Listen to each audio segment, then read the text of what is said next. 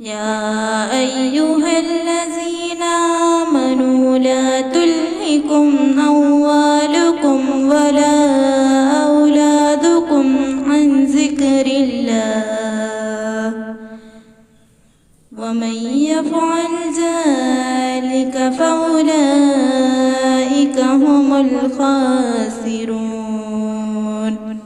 وأنفقوا مما رزقناكم من قبل أن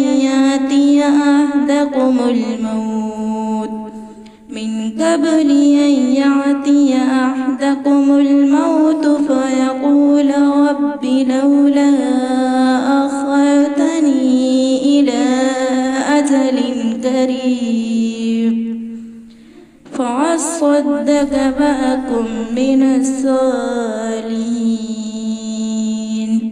ولن يؤخر الله نفسا إذا جاء أجلها والله خبير بما تعملون. صدق الله العظيم.